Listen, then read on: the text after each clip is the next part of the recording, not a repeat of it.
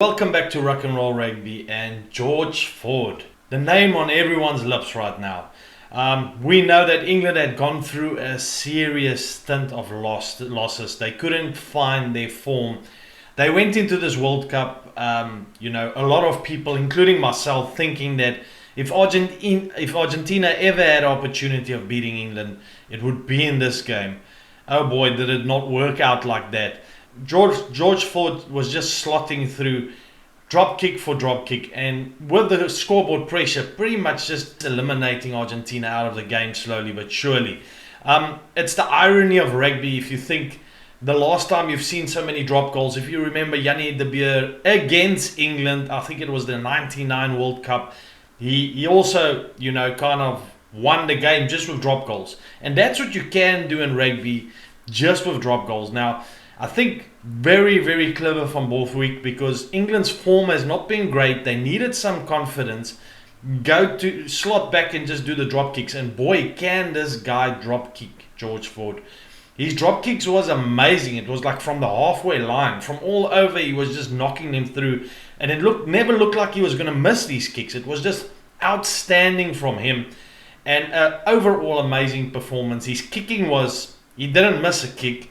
He was just had an outstanding game all round. And I think why it's so even is both teams were kind of playing that territorial game. Both of them were kicking a lot. Both were trying to win the meters on the kicking. So it was an aerial battle right through the game. A lot of kicking. Not a really, really beautiful game to watch in that sense, but the drop goals are always nice to watch. So that part of the game was really awesome. But very evenly, if you look at the stats and this scoreboard, you say this is not the stats for this game, but it is.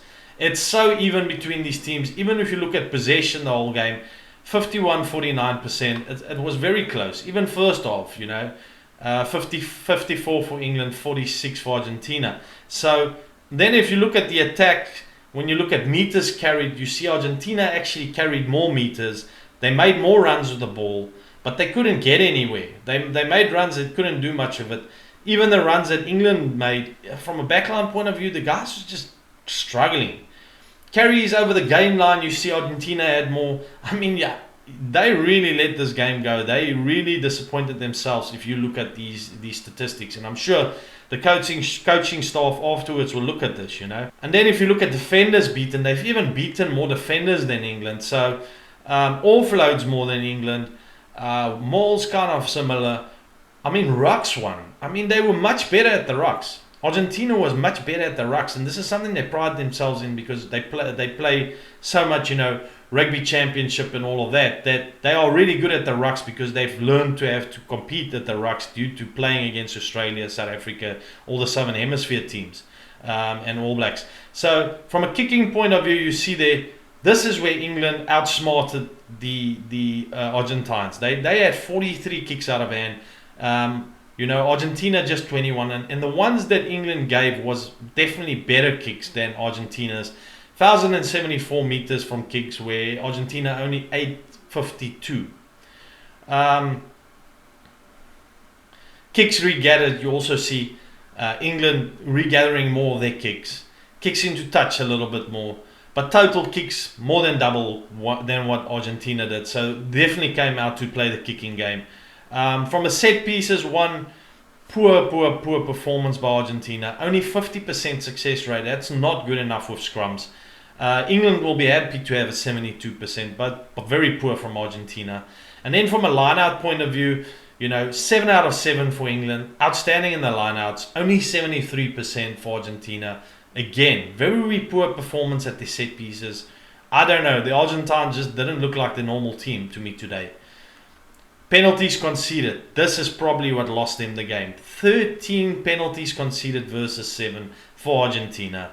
It's just not good. Even imagine, man, they played the whole game only with 14 players, England. They were still able to beat Argentina this far. It's a shocker. Then from a defense point of view, you see how much more tackles England had to make than Argentina. So that just tells you, they were on the back foot all the time, defending against Argentina. And hats off to them. Their defense was good, because Argentina couldn't really break through. But I mean, again, look at that scoreboard, and look at the fact that England only had 14 men on the field. And you look at the end of the day at these statistics, and you're like, surely not. I can't believe that Argentina played so poorly.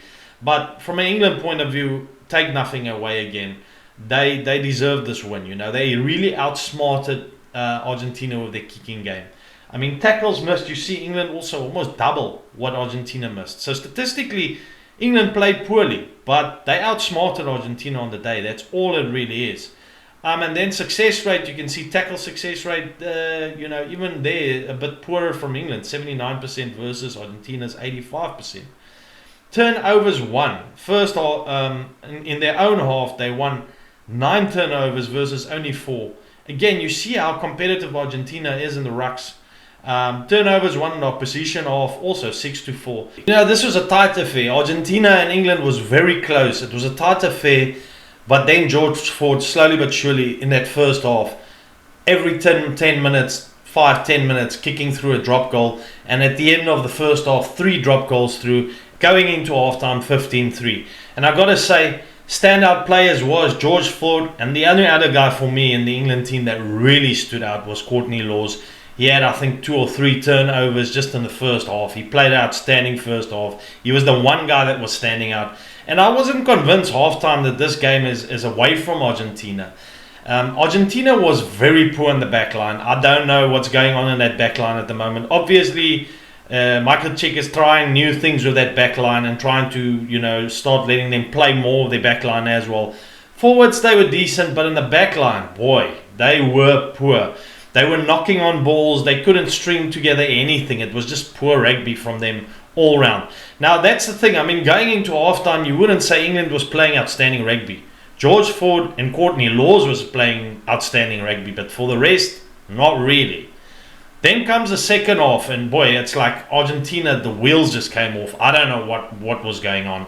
I mean, 10 minutes into the second half, conceding the first penalty. Not even 5 minutes later, concedes another penalty, and it's poor discipline. Off of their feet in the rucks, offside. You know, schoolboy errors, like really, really ridiculously bad errors from them. Again, in the 66 minutes, concedes another penalty. 75 minutes, concedes a penalty. So, you know, kind of just allowing England to just build that scoreboard pressure and build that scoreboard pressure and build that scoreboard pressure. 75 minutes, another penalty. And then eventually in the 80th minute gets that consolation try, which really didn't mean anything. Because, you know, to me, Argentina was just totally poor on the day. But the one statistic which is the problem is those penalties they were giving away, and you cannot give penalties away in your own half. You're gonna be punished. You know, it doesn't matter who you play. You can play any team. You can play Namibia. You're still gonna get punished if you keep your conceding penalties in your own half. So yeah, that's it, guys. That's the game. It was really, really cool, and it was still an interesting game. Although at points it was frustrating just watching aerial battles, kicking back and forth. Not great to watch as a rugby fan, but the drop kicks made it really special. So England goes through on top, and that's going to lift their morale. I called this one totally wrong, saying I thought Argentina was going to win this. Well done to England, man. Guys, if you enjoyed my little analysis and my reaction to this video, please hit the subscribe button below.